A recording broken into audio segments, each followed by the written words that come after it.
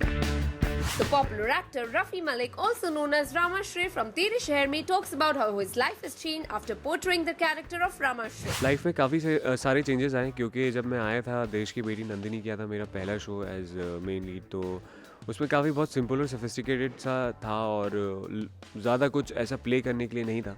Later on in the and आया था मेरा कैरेक्टर थोड़ा चेंज हुआ था और बहुत थोड़ा बिंदास सा हो गया था। तो मुझे कहीं न कहीं वो चीज़ एक दिमाग में बैठी हुई थी कि लोग बोलते हैं कि यार सीरियल के जो एक्टर्स होते हैं वो पर्टिकुलरली एक ही चीज़ करते हैं और उसी से बस वो अपना नाम बना लेते हैं। तो मेरा ये था कि चलो ठीक है, सीरियल हो या कुछ भी हो, मुझे एज़ एन एक्टर अपना नाम रजिस्टर कराना है। तो मेरा डिसीज़न यही था कि एक तो हो गया रिच फैमिली वाला कुछ, तो मुझे अब था कि मैं डिफरेंट कर सकूँ ताकि लोग मेरे एक्टिंग को अप्रिशिएट कर सकें कि नहीं, he is a good actor as well.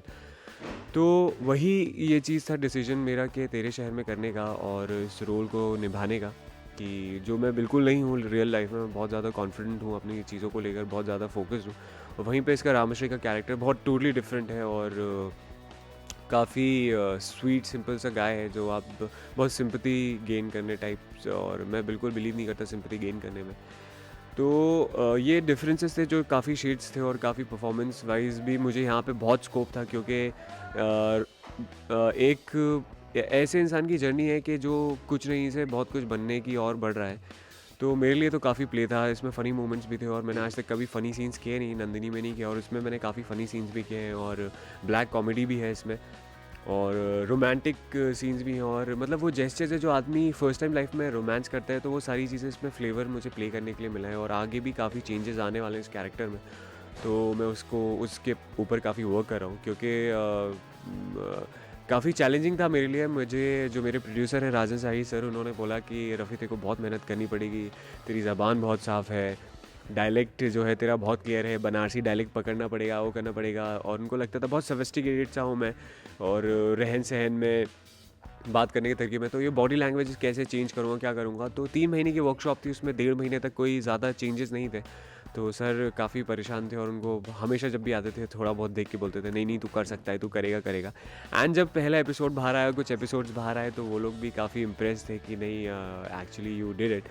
तो मैं भी काफ़ी वो था कि हाँ, काफ़ी अच्छी चीज़ें हो रही हैं। एंड आफ्टर ऑल ये सारी चीज़ें करने के बाद एप्रिसिएशन जब मुझे ऑडियंस की तरफ से आई और जब मुझे ऑडियंस ने, फिर मैं नॉमिनेट हुआ, तो वाकई में फिर ये चीज़ प्रूव हो गई कि नहीं, I can play different roles as well.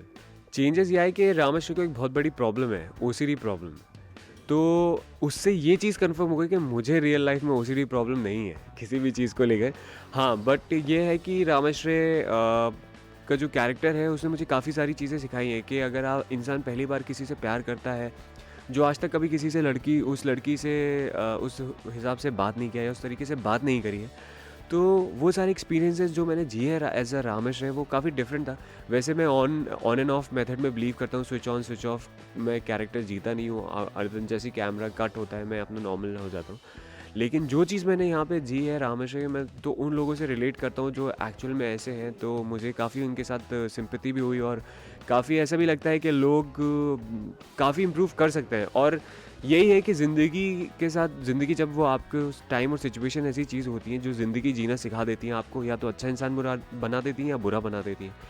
तो वहीं पे रामेश्वरी की एक बहुत अच्छी पॉजिटिविटी वाली चीज़ है कि वो पॉजिटिव लेता है चीज़ों को, भले ही थोड़ा टाइम के लिए नेगेटिव हो जाता है, लेकिन उसके अंदर वो कहीं न कहीं वो चीज़ है कि वो पॉजिटिव कर देता है चीज़ों को। तो वो चीज़ मुझे सीखने को मिली, तो वो मुझे काफ़ी अच्छा लगा कि इंसान को कैसे नेगेटिव थॉट्स को पॉजिटिव करना चाहिए।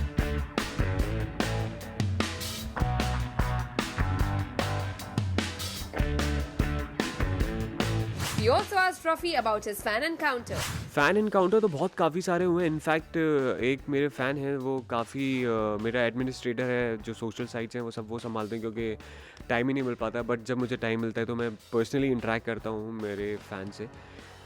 लेकिन मेरा एडमिनिस्ट्रेटर है, उसने बताया एक पर्टिकुलर कोई फॉलोअर है आपका जो आपको, आप बाकायदा आपकी हेयर स्टाइल हो या आपके कपड़े हो, वो बाकायदा उस पर है ना अप टू डेट रखता है। वो बोलता है, वो he is being the creative of you for you as कि आपने ये शर्ट पहनी या आपके ऊपर अच्छी नहीं लगी, आपको इस कलर की शर्ट पहननी चाहिए थी, या आपको रचिता को इस तरीके से लाइन बोनी चाहिए थी, या आपकी हेयर स्टाइल आज आपके बाल ऐसे थे तो आपको बाल ऐसे रखने चाहिए थे। इनफैक्ट उसने सबसे बड़ा कमेंट था जो उसको स्ट्राइक किया और उसने मुझे बताया था, उन्होंने एक सेलिब्रिटी है उनका नाम लेके मेरे नाम के साथ उन्होंने बोला था ये कि सॉरी मैं किसी को ऑफेंड नहीं करना चाहता, लेकिन उन्होंने बाकायदा ये लाइन लिखी थी कि आप और ऐश्वर्या राय बच्चन गरीब रोल में सूट नहीं करते हैं, तो प्लीज़ आप इस तरीके के रोल आइंदा मत कीजिएगा। तो मेरी ऑडियंस भी एक्सेप्ट नहीं कर रही है, क्योंकि वो एक नंदिनी से राजवीर की इमेज बैठ चुकी है, तो उस चीज़ से निकलने में थोड़ा टाइम लगता है। लेकिन मैंने एज एन एक्टर अपने आप को प्रूव करना था, वो किया है और आगे भी करता रहूँगा। इसके बाद मेरे माइंड में कुछ और है। अगर ये शो जितना चले, मैं चाहता हूँ काफ़ी चले, लेकिन इसके बाद जो भी मेरा नेक्स्ट प्रोजेक्ट होगा वो मैंने सोच के रखा है क्या होगा, और वो भी बहुत डिफरेंट होगा जिससे जो अभी मैं कर रहा हूँ। We wish Rafi all the best and keep up the good work. Neha Sawant, cameraman Mangesh, India Forums, Mumbai. Hi everyone, this is Dhruv Bhandari and you're watching me on India Forums. If you want to keep watching more, then subscribe to What's Up TV.